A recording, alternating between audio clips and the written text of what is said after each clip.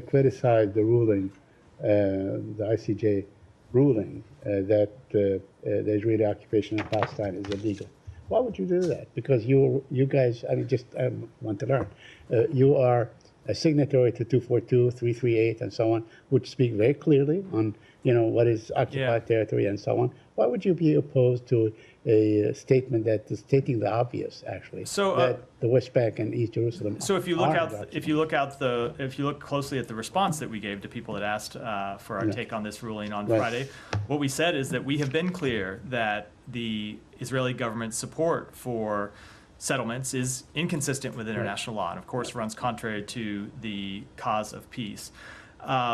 And that we respect the role the International Court of Justice plays in the peaceful settlement of disputes. But what we are concerned about is that parties will use the court's advice as a pretext for further unilateral actions that will just deepen divisions and make the cause of establishing an independent Palestinian state more difficult to achieve. So we're clear on what we think about the settlement program, and we're also clear about what we think the ultimate outcome ought to be here, which is the establishment of an independent Palestinian state, and that's what we continue to pursue. Right. I mean, your position is very clear on the occupation, very clear on the pursuit of a two-state solution and so on, and the settlement, all this.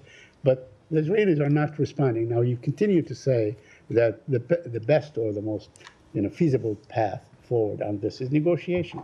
But then we have the legislative body of Israel come out and say, we're not going to negotiate on this issue. So why not then, take this matter into some sort of international forum?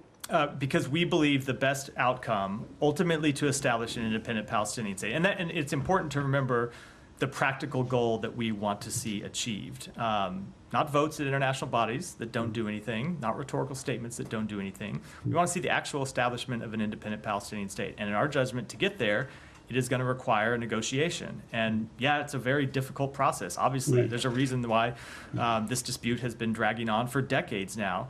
But we continue to push for the establishment of a Palestinian state, and we continue to look at ways to come out of the current conflict and get a ceasefire and build a ceasefire into lasting peace and build a ceasefire into enduring stability, and ultimately push for the establishment of a Palestinian state. Not to say that it's easy. Of course, it's not easy, but in our judgment, that is the route that has the ultimate best chance of success. Lastly, on the water, Israel is using water as a weapon, according to different reports in Gaza. I mean, so like water has been cut off by 94%. Are you aware of this situation? I haven't seen that specific report, but I can tell you that we have been working to try and get food and, of course, water into the people of Gaza. We have been working to try and get pipelines turned back on. There have been times that Israel has made progress working with local Palestinian agencies to try to get water turned back on, and then you had events that led to pipes being disrupted again. Obviously, the provision of water is incredibly important. It's why, for another example, we've worked to get fuel into Gaza to allow desalinization plants to run so they can provide water to the people who need it, and that continues to be a priority for us. Thank you. Yeah. Let's come back to the ICJ. So in your response to that, you're talking about what you don't want parties to use this opinion as a pretext for further unilateral actions. What are we really talking about there? What is it that you're concerned that a court's decision will be used as a pretext for? So I don't want to prescribe any from here, but just as we have criticized unilateral actions that Israel has taken, because we don't find them conducive to the goal of reaching peace, we would see actions by other parties. So you've seen us, for example, when other countries have come out and recognized a Palestinian state.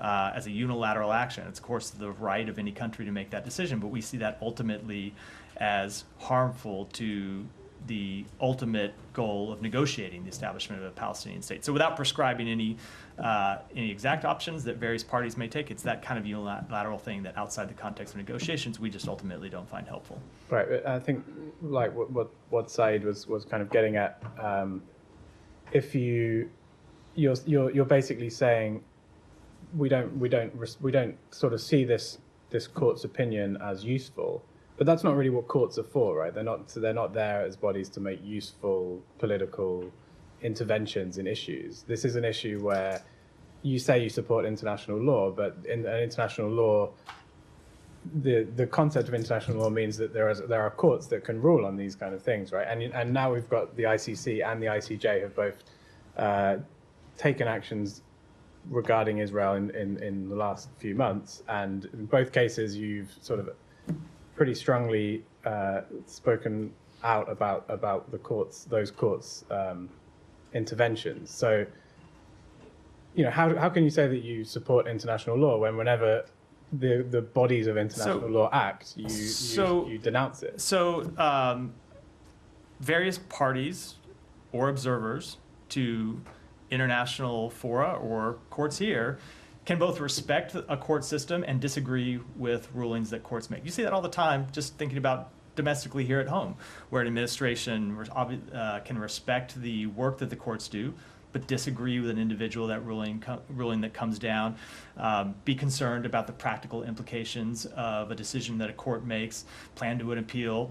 It is, I think, keeping in practice with the way people respond to court decisions all around the world. And it's the case here, where we can respect the role that the courts play, but also be concerned with the implications of decisions that they make. And when we have those concerns, I think it's incumbent upon us to give voice to them.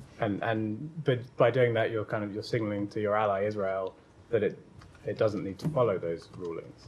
Yeah, so this was an advisory ruling, first of all, but I